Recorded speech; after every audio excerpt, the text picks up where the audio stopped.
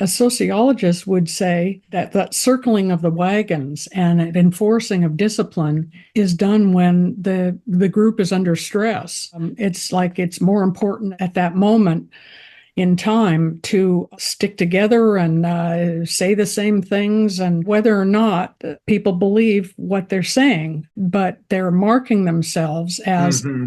I am a member of this group and I'll be a member in good standing.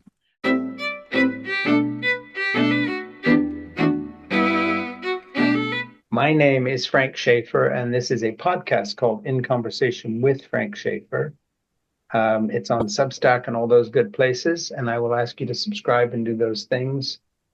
Today, I am talking with someone who my producer, Ernie, I believe, met you a little while ago, Gene, somewhere, and heard you or saw you someplace. Is that correct?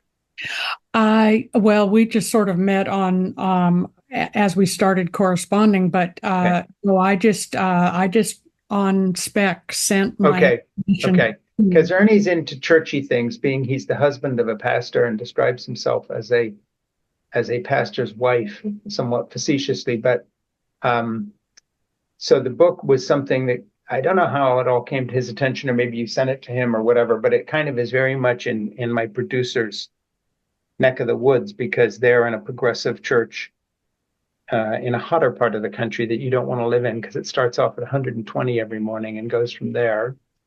But anyway, this is In Conversation with Frank Schaeffer, and my guest is Gene Waight. And Gene identifies as a scratch cook, canoe paddler. We see a canoe paddle behind you, recycled Christian and amateur sociologist. She is the author of, quote, The River Beyond the Dam, Shooting the Rapids of Progressive Christianity. And I'll do my housekeeping here. Please subscribe to In Conversation with Frank Schaeffer on Apple Podcasts and to my Substack commentary page. It has to be said at frankschaeffer.substack.com. So, Gene, this is really a pleasure. Now, I'm going to be talking to you about your book, and I have quotes that I've pulled out from areas that I think will pull us into an interesting discussion. And I'm going to, first of all, describe the book a little bit. And I pulled this, I have read the book, and we're really going to get into it, but the description on Amazon isn't bad. Gene Waight is a memorist whose work has appeared in Cirque. I say it in French because I lived in Switzerland and speak French, a literary journal for the North Pacific Rim, and in the anthologies Memory into Memoir and This Uncommon Solitude. Her sociology master's research appeared in Research in Social Stratification and Mobility. She's worked in communications and community relations and lives among tall conifers in Bellingham, Washington. And I guess the description I'll start with here, and then we won't go into this whole thing off the page. A modern ex-Christian tree-hugging American woman comes up against a strange wish for church, but only if it could be radically different from what she's known. And that sort of gets us into it. So let me get to a passage from your book. And where did I grab this from? I think page 50. And I thought this would be a little personal road into our discussion of your most interesting book. And that is, here's the quote. Mom might have feared going against teachings, but she acted as though God is bigger than some of the things she learned in Bible study groups. Now it was my turn in life and my choice. I couldn't just forget my concerns about Christian teachings nor keep them locked away for long if I were to continue with this attempt to be in church again. I was going to unpack them one by one. And if I was your publisher, I would have put that on the cover because I think, if I'm not wrong, that unpacking one by one really kind of talks about what your book does. It certainly struck me that way. Correct me if I'm wrong. Oh, I think that's absolutely right, Frank. Good. Well, we're on the same track then. So, what interested me about that quote, let me just go back to it here, and I want to dissect it a little bit, was this idea that if I were to continue with this attempt to be in church again, I was going to unpack them one by one, them being the areas that seem very problematic when it comes to what the Bible actually says. And then the other thing that you bring out about your mother that I think is very true of so many people in so many areas of life, it kind of intimates that she was a better person than her theology. And she was looking for something that corresponded more to who she was at her core, rather than a belief system cast in concrete that she had to follow, even when it went against what she intuitively felt to be true. And I think that's a big stream in your book as well. Well, and in your accounts too, Frank, that I've read about your mother. Yeah, absolutely right. And I'll go to one area. I mean, since you've mentioned my mom, I'm always interested when I compare the official teaching that they did subscribe to, unlike you, who have somewhat veiled from that and looked from a different kind of a church. There were things about their beliefs, my parents' beliefs, and their ministry of L'Abri Fellowship that could have been described back in the day, in say the 1960s and 70s, when I became very conscious of what was being taught there because I was a teenager. That would be described as fundamentalist evangelical Christianity, period. But if you had actually been in the community, you would have thought a lot of the time that you were kind of in a very freewheeling hippie commune up in the Swiss Alps that had very few rules and regulations, in which, for instance, gay people were accepted and cared for without any kind of preaching at them and felt very welcome. And it was a complete contradiction in terms. And the way my parents dealt with it was kind of weird in that there were certain things they just didn't talk about anymore, but never came out and said, we've changed our minds. And so let's start with the areas that you changed your mind in and your kind of personal journey, of which this book is a narrative. And then I'm going to dive back into some quotes. So if you sat down on a plane next to me and we had 30 minutes on a commuter flight, and I said, hey, you got a new book out, tell me what it's about. Let's start with something straightforward like that.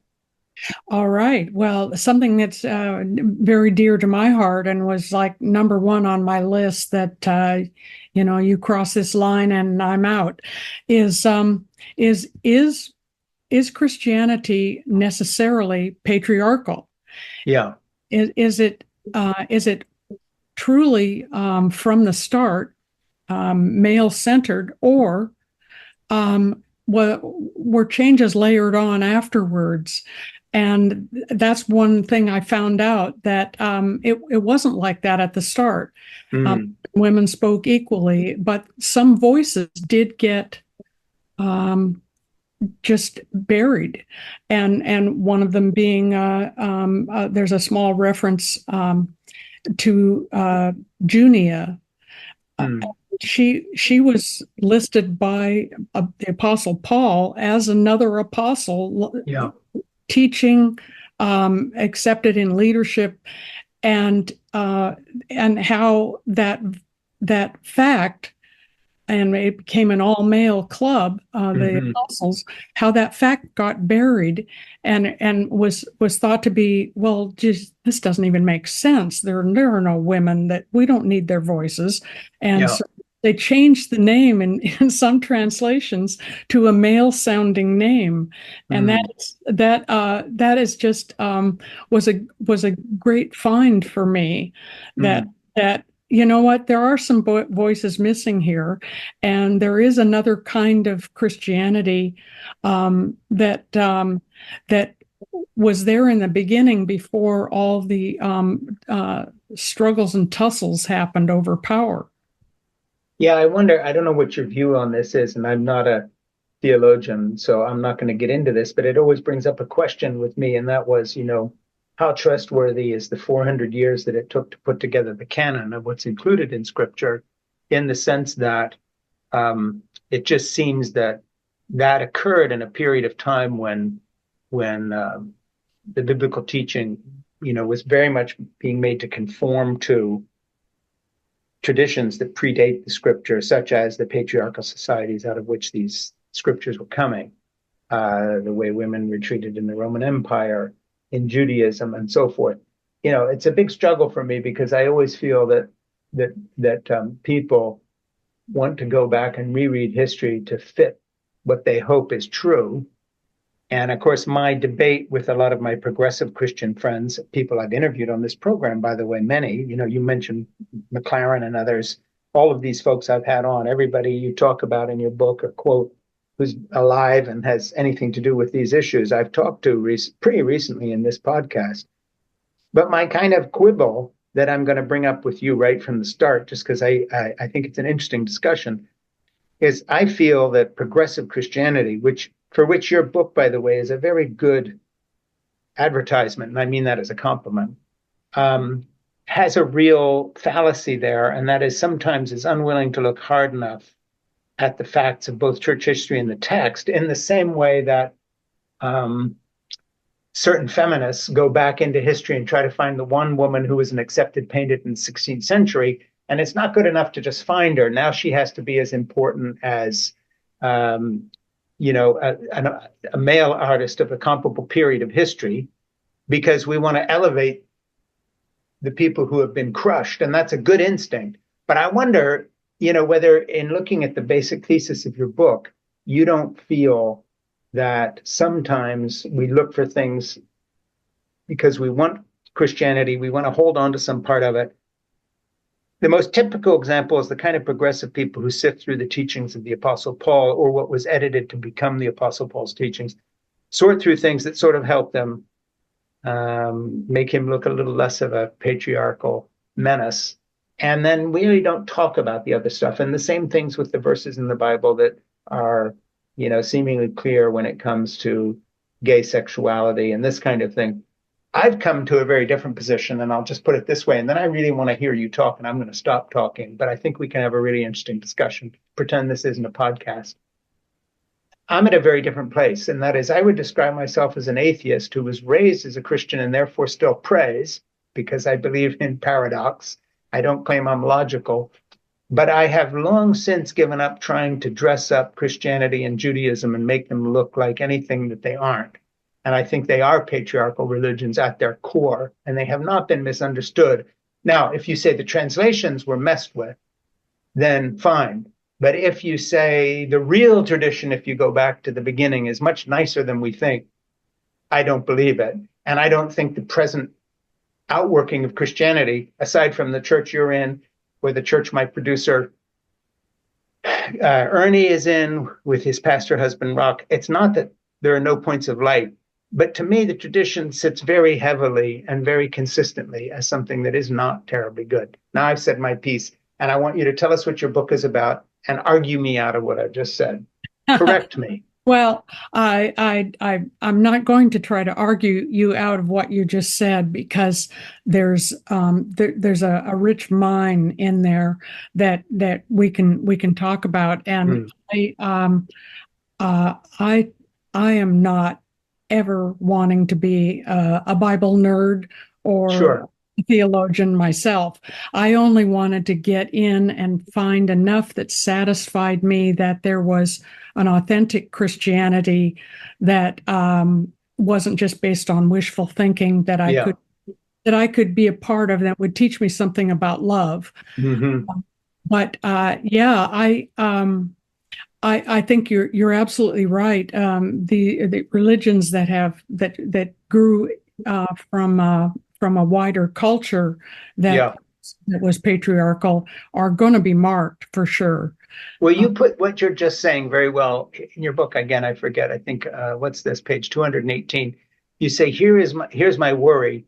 This reconstruction, this reinterpretation, this refreshed Christianity that I've embraced in a marvelous church, parentheses, and there must be any number of other marvelous churches, end parentheses, might stand in the way of deepening some new friendship. So you do sort of get to the fact that in embracing any form of religious faith, you might have also cut yourself off from the people who are, terminally disinclined to ever have anything to do with this again, say they've come out of it, like me, or somebody who looks at it and all they see is, MAGA Trump voters, and they just don't care anymore to have a nicer version explained to them. So how does that sit with you in terms of being part of I don't know how to put this, but not a remnant exactly, because you're not what's left of something, but a new iteration that's not only swimming against the stream of evangelical Christianity, but also swimming against the stream of growing numbers of people who say that they, who fill a box saying none when they're asked what religious affiliation they have, NONE. So just kind of locate yourself for me and your book in that context. I'm happy to, Frank. I was happy to be a secular humanist. And an atheist. But I found I was missing something, or I felt like I was my personality was judgmental and was narrow in a way. I tend to wanted to put away from me any of my heritages that disappointed me. So for a long time, I didn't want to acknowledge that my ancestry is German because of World War II. Sure, I get that. I've been disappointed in some things about my American heritage. Obviously, there's some terrible things in the American heritage. Sure. And if that was my tendency to just put away everything that disappointed me, my world was just getting smaller, and sure, I understand. Not happier. So what I really sought with this experience of finding a liberal church was a way to make my world wider and happier again. And I say in the end of the book that if I had made these series of discoveries and stopped there and quit and just went on my merry way with League of Women Voters and all the other things I could do with my time, I would be happier for having had the renewed experience. As it turns out, I stayed, but I wouldn't have had to. And there's actually the United Church of Christ group actually has a church in Canada, I hear, whose pastor is a declared atheist. So, and then we had one preacher one Sunday who identifies as a Muslim and a Christian, and all these boundary breakings, I find very helpful. Just to we don't feel like we have really hard boundaries of our skin and of our spiritual lives. Yeah, you get to that in a part of your book. Let's see, where is this page? Something or other, 239, where you say if churches can change, can repair the messes that turn away spiritual seekers, they can take a crucial place in this increasingly elbow-to-elbow unsettled world. The most difficult lift for some, I have to believe, will concern a way back notion, the one that says there is only one correct religious story, immutable and infallible for all time. This notion is worn threadbare from constant chafing as people have been shoved closer and closer together, but it still retains enough strength to hang many up. And then you go on to some Christian leaders even to entertain discussion or any reinterpretation is to invite things to fall apart utterly. That's kind of my background. That's where my father, Francis Schaeffer, was, to the extent that when one of my brothers-in-law in our nepotistic family ministry, because that's a mark of all the big Christian ministries, is nepotism. Lovely people, but very nepotistic. Sisters bring in husbands, and I was working for my dad when I was a kid, and then later, and then I left, of course. But he started to teach a less inerrant view of Scripture and was forbidden from teaching in the ministry while still being a worker, and told that until he would sign off again on a declaration of faith of absolute faithfulness to a total inerrancy of Scripture, just to talk shop for a minute, that he wouldn't be allowed to teach anymore. So not only do I understand what you've written, and it's well put, by the way, nicely written, But in addition to which, I've watched it actually tear apart pieces of my own family, where my three brothers-in-law, after my dad died and inherited the mantle of the ministry, thank God I was well out of it by then, began to fight with each other, or two of them fought against this more tolerant, lenient person who, by the way, was the nicest of the three and still is, over this issue of inerrancy. And since he wasn't sufficiently faithful anymore, and my goodness, if you talk to him, you'd think he was a straight evangelical, but he had little questions.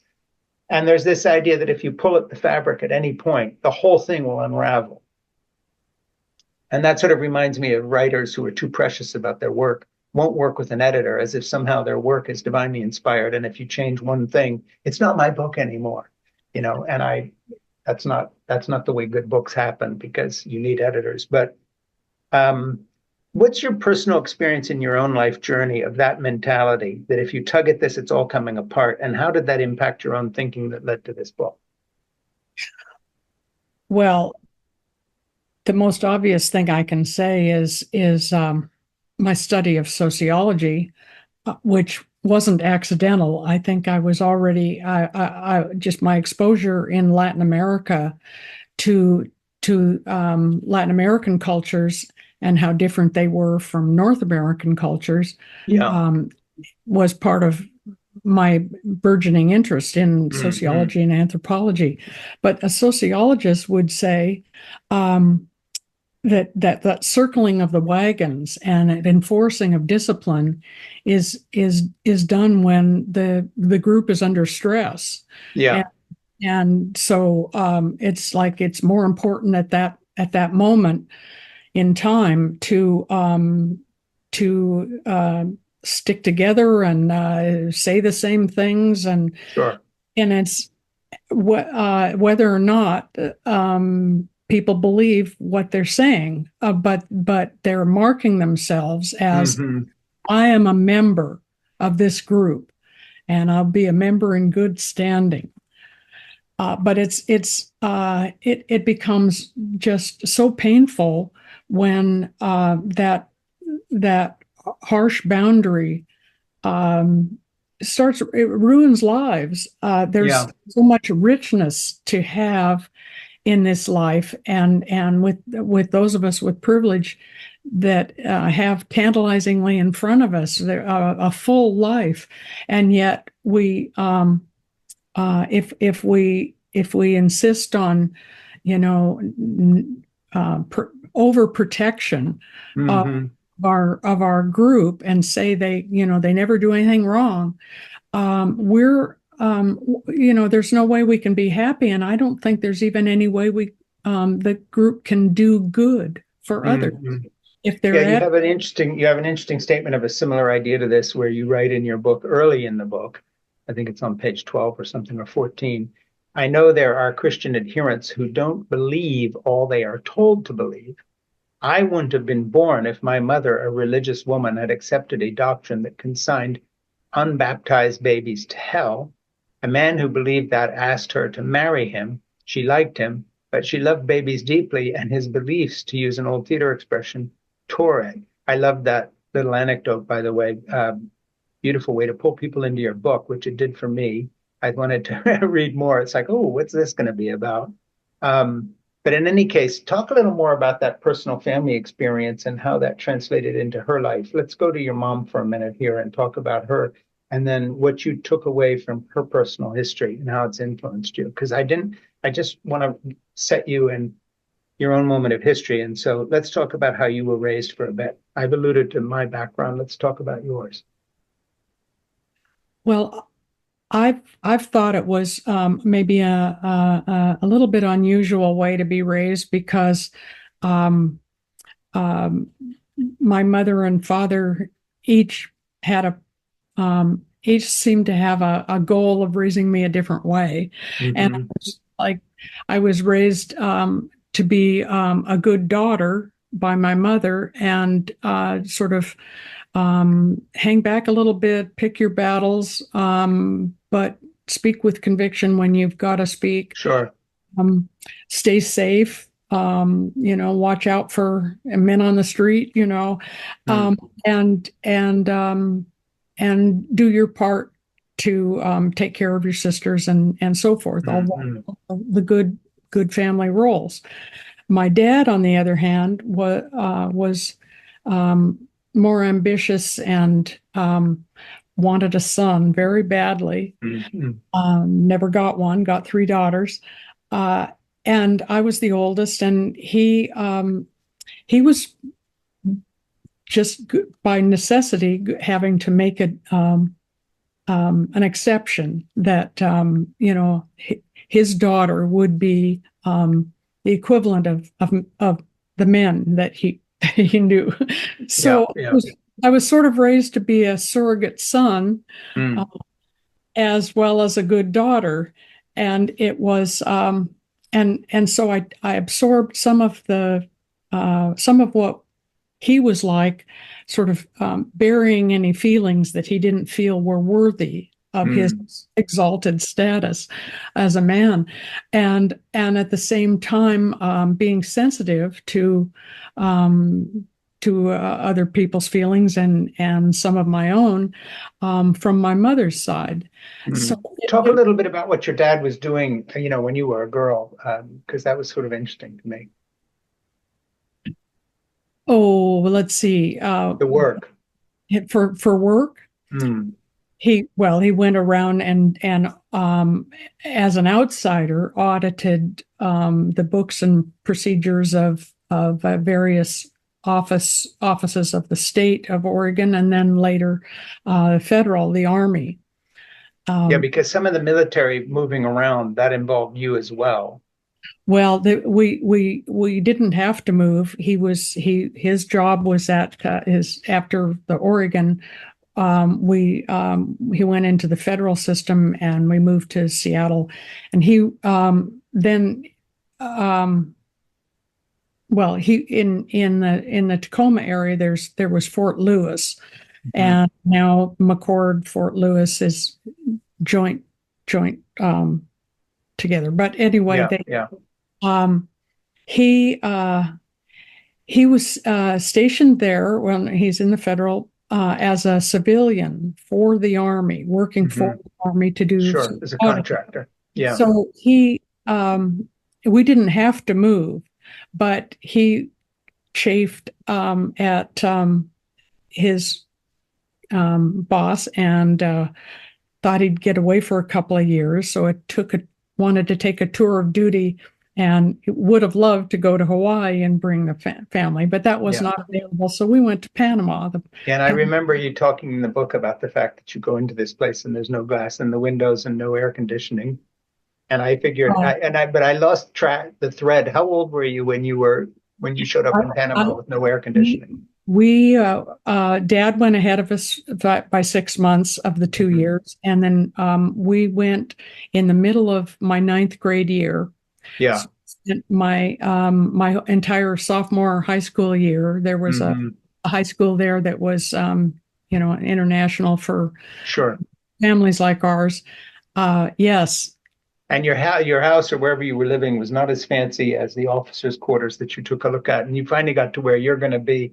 And it's kind of up on stilts and there's no air conditioning. And I was looking at that through your eyes of child. Ninth grade isn't exactly a child, but it's a period of your life you're not going to forget because you were old enough to really be taking that all in. What were you thinking at that time? Well, I wasn't really thinking about a status, because the friends at the church group were not about status at all. Sure. I was thinking about, well, first you have to get used to the climate. If Hmm. if you're not going to be living in air conditioning, and it's humid and muggy, and you start moving slower. But the worst thing about the flimsy housing and the no glass in the windows Yeah. was, this was an era where they were spraying DDT to keep Yeah. down mosquitoes, and just clouds of it, and it was I knew just from my senses I don't want to breathe this stuff. That this might not be good for you. Might not be good for us. Yeah. And so I would run around when the trucks came and started. I would run around and close the louvers, which we at least Mhm. had the louvers over the screens, and it kept a lot of it out, but it let some of it in, and Yeah. it was that was that scary part. And I have to um, wonder if my sister's early death, she was the youngest of us, the youngest pair alone, Sure. and played outside a lot, Yeah. whether that played a part. Yeah. I'm going to jump back into the book here because there's a quote that is very instructive and kind of brings up so many issues, and we can get at it.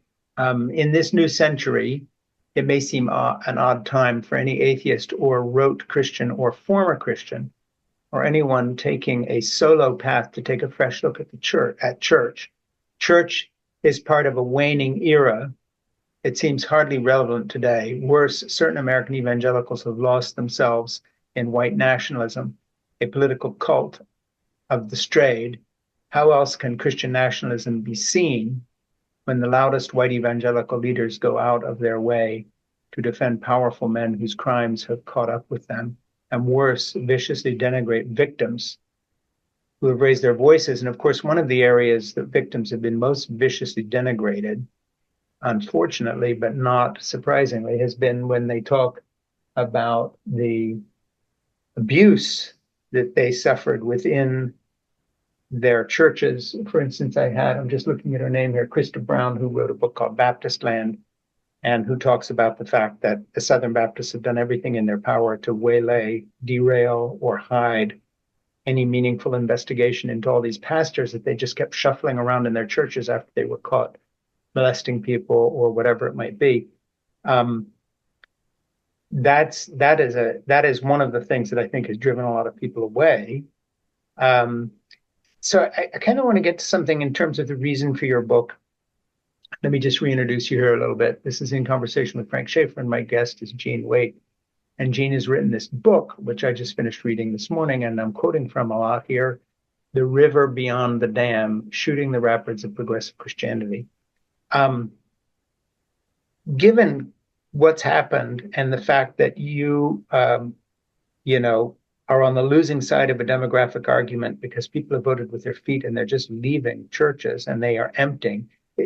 Is this a good thing in the sense of what will be left is better?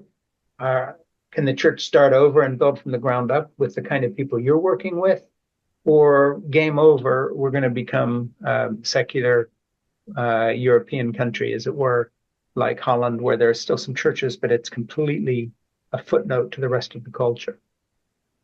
Well, that's certainly an open question that we're all going to be interested in finding out what happens, because there's so much effect that religion has, even when it goes away, on our Mm-hmm. culture. I'm convinced now. But yeah, I'm trying to do a little bit of trend watching myself, and one thought is that the maybe we don't have to defend churches. Let them go away and let something new come up to fill the same need. Mm. Others are saying, now hold on just a minute. We're seeing an uptick in mainline church attendance all of a sudden, maybe with the pandemic or after, and Mm-hmm. started going online, and people saying, going online to your services helped get me through the pandemic. I just feel like it helped me survive. Yeah. And others that say, well, Diana Butler Bass has made a tour around the country looking for churches that work Yeah. and finding neighborhood on the corner churches that are vibrant and getting more vibrant. So maybe it's sort of like the old lava lamp with some blobs going up and some blobs going down Mm-hmm. all the time, and you know there's no final answer. But I do think that We don't want to bowl alone, as Sure. Putnam said almost a quarter of a century ago. Yeah. And when I was working and in Kiwanis, that really didn't do it for me. Yeah. It Uh, wasn't enough of a community. yeah, there's a lot of attempts at community um, belonging and joining, and Hmm. and a lot of them are very good, and but they're I think they're partial. There's it's Yeah. I well, that's why I really love talking about canoeing in relationship to church, Yeah. In the because context of the book, which you do. because um, Bill, my husband, started canoeing, um, and we could recognize that there were some dangers here, and we really didn't want to be doing much of the whitewater work alone. And Hmm. we found this. We were in South King County, that is south of Seattle, and we found this paddling group, and they were just completely wonderful in every way. They were welcoming, and they were teaching, and they would Yeah. watch people, and they had the methods for um, scouting a river section that we were going to do ahead of time to Hmm. know whether Hmm. there's a new tree down, or whether um, there's been a change in the riverbed, or whatever was going on, or water's too high. And they were just wonderful, and we felt so lucky. And it's like, no, you really don't want to canoe solo. Yeah. Yeah. You need something. It's interesting because Paul Moreland, who I interviewed, a book called Tomorrow's People and another book called No One Left, is a demographer from the United Kingdom that I listen to on the BBC sometimes when he's interviewed. I interviewed him about his new book, No One Left, and it's basically on demographics and why people aren't having children, and the fact that Japan and South Korea and all these Asian countries, if they don't reverse this, they're going to be literally nations of old people with no one to support them, and so forth and so on. But he brought up a point tangentially that actually has something to do with what you're saying right now. And that is, he says, one of the things people don't want to look at honestly from a scientific point of view, because it doesn't quite fit their model of how progress should be going, is that there's no question that some of the demographic problems in these cultures, not to mention our own, relate to A, the lack of community, that the village, as it were, has gone away, it's been destroyed, and B, that in many instances, that village was based within communities of faith, be they Christian or Islamic or Buddhist or Hindu, or Judaism, whatever it might be, and that as those groups have become more secularized, disparate, and or begun to disappear in local communities, that there's no question that the demographic problems have skyrocketed with that because people don't have the support. And he makes the same point you do here about a canoe club or a group of people kayaking together. It's nice. You need to be in a community, but more than that, and this is implied in your book, it's not enough to be part of a community like that without some faith basis that draws you even closer together, gives you a reason maybe for putting up with people you don't like as well, so you don't just walk away but build something. And what's interesting is you're saying that, and then Paul Moreland and I have been emailing back and forth about something we're working on, and he's saying, we have to face it, and secular academic people have to face the fact that one of the prices we're paying for the lack of the community, the lack of the village, is having a direct demographic impact. And he looks at the state of Israel, for instance, in which the number of children being born to more religiously observant Jews, nothing to do with Judaism or Israel, Palestine, this is just a study, um, that they are producing much larger families. And of course, I think that's somewhat true in the US. There's a real correlation between a lack of community and a lack of confidence in other areas of life, such as having a family, making a relationship work, whatever it might be. We pay a heavy price for that. And I have to admit that as someone who goes in a more secular direction. I don't know what you think about that.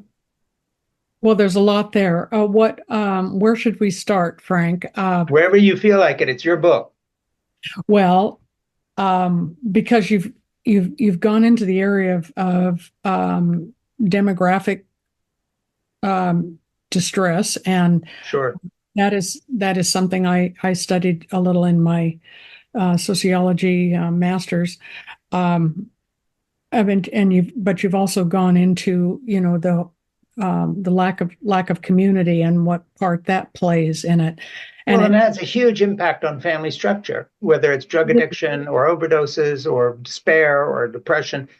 So where the church has gone away, even if you are a secularist who rejoices at that, an honest person has to admit, wait a minute, that vacuum has not been filled, and this is not good.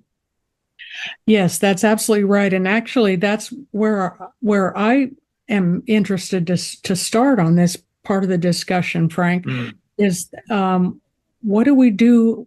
How are we taking care of our children, and are we afraid to form families? yeah, Uh, I think there's some really cool things being said in that area, and I listened to one of your podcasts too. But I also, I just, one of the cool things I heard years ago was, um, why don't we support the people who are good at having kids and raising kids, sure. and not make it a norm that everybody has to do the same thing? And I think that was sort of an aha moment for me. Uh, Yes. People have different temperaments, and you don't necessarily want a nervous Nelly mother Yeah. taking care of raising kids. Yeah. And on the other hand, she might make a very great auntie. Yeah. Um, So of and, course. And you don't want all people to be, sort of feel guilty or they've got to do this. On the other hand, where you really see the rub and where the demographers and the people like Paul have made real studies of this is the number of men and women who do want to have a deep family connection. They do want children, but the way we've structured our culture in terms of always putting higher education, jobs, X amount of money in the bank, all this fancy stuff you've got to do before you even do any of the what used to be considered just ordinary human living. The lack of support is massive. So I'm not talking about going to the people who have really made up their mind. Here's how I want to live. Here's what I don't want to do. This isn't for me. Of course, fine, great. We'll help you do that or not do that.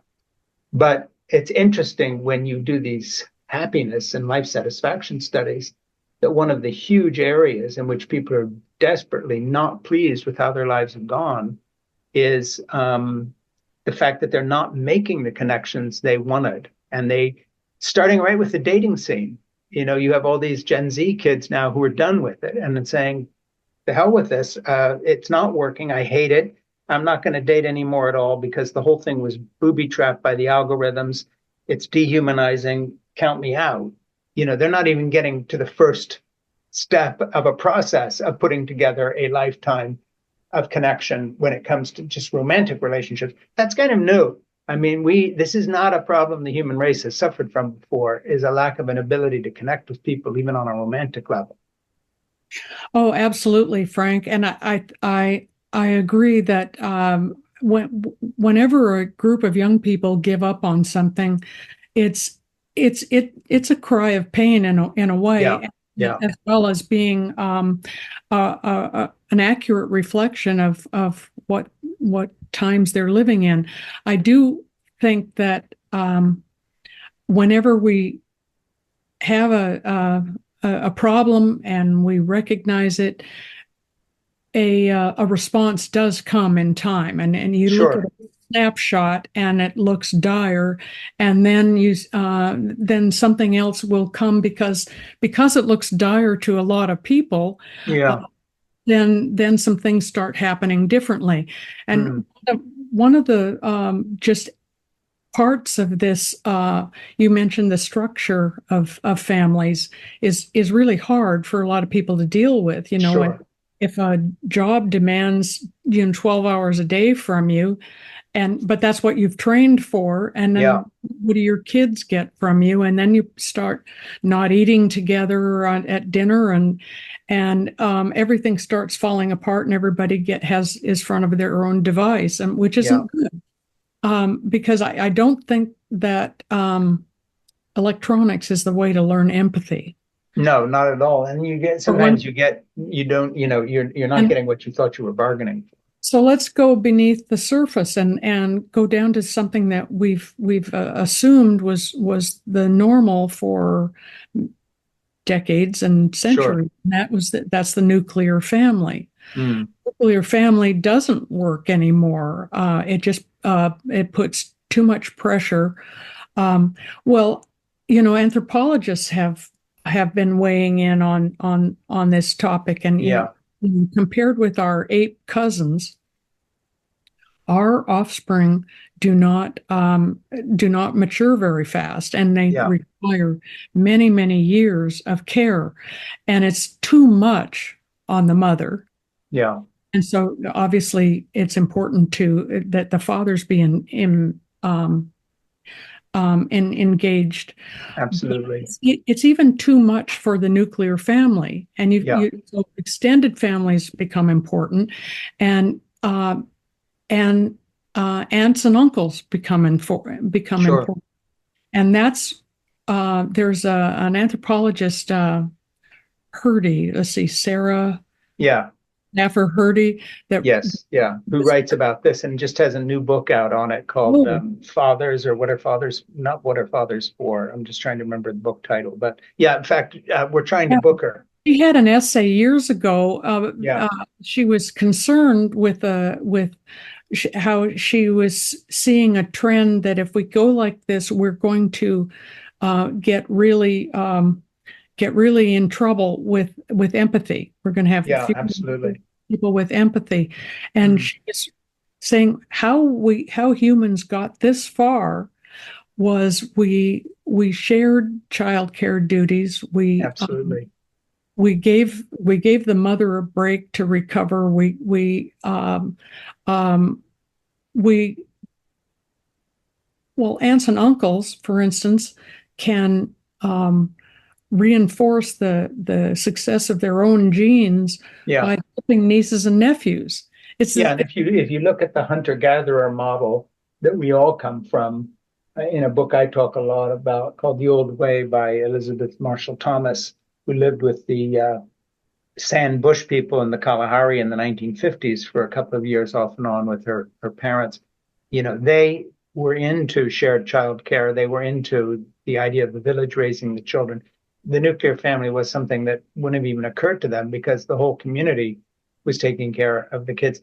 I want to change gears here for a minute and get very personal, but you went there in your book, so I don't feel like I'm talking about things you don't want to talk about. You have a very interesting passage, beautifully written, by the way, and I'm going to begin it at a weird place. It just says, but perversely, comma, Handel's joyful bars suddenly gave way to Mozart's ominous chords of Requiem. Fear rose viscerally, almost a panic.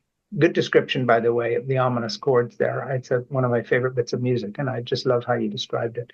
Like a mirage, a shapeless shimmer of memory rose up, clarified, and transported me to my disastrous first marriage.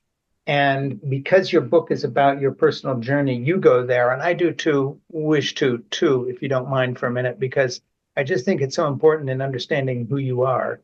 Um, and Sarah's book, by the way, is called Father Time, A Natural History of Men and Babies. And I just finished reading it a few weeks ago. So I can't run for president anymore because I forget names. But anyway, I want to go to that personal anecdote, and I love the way you bring it in with a piece of music changing the mood. I mean, what a wonderful observation of just the way our brains work, and how beautiful that you would use that. But talk to me a little bit about that, and then your own personal journey and your own personal history, aside from these ideas, and just how all that worked and didn't work, because I'm sure that obviously influences how you look at the world, and why you're not a big fan of the patriarchy, as I am not either. So go there a little bit. Okay, well, starting with the juxtaposition of here I was really happy with what the preacher had just been talking about, and it was like, oh yes, it's not one of those um, crummy Bible stories that I always hated, and Sure. he put a new interpretation, and I was like, I'm really happy to be here listening to this. Mm, And that's the perverse time that when you're feeling good, that something nasty can come up from the Absolutely. woodshed. And yes, so it did. And even though it had been, I'd already been into my second marriage for 20 years. I could still be afraid of what went on in this first marriage to a man who it became clear what had growing mental illness, because he didn't have a mean bone in his body. He was a pacifist. We wanted to we dropped out of college to find ourselves, and but that's another case where the mental illness is, it's really funny that you have it mimics some things in our culture, Sure. in extreme form, so that the desire we have to control our situation so that we don't drown, it shows up in mental illness and in control of others in your domestic situation. Yeah. And I think personally, the psychologists haven't quite gotten kind of figured out that there's a component to mental illness. But at any rate, yeah, I love that idea that it kind of begins to mirror image larger issues in the culture. It isn't just all about that person. I think that's so true. I don't know why I think that's so true, but it feels completely right to me. Yeah, it's our culture has become just completely enthralled with individualism, and we are just free atoms, and that's wonderful and all this, and so all we need whenever we need something is to buy a self-help book, and we'll figure it out and do something different, do something better, and improve ourselves. But it's really not that simple. Yeah.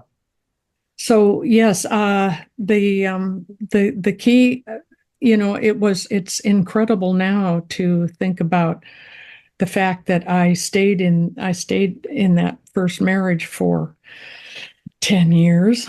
Of course, I started before we got married before I turned 19. I was 18. But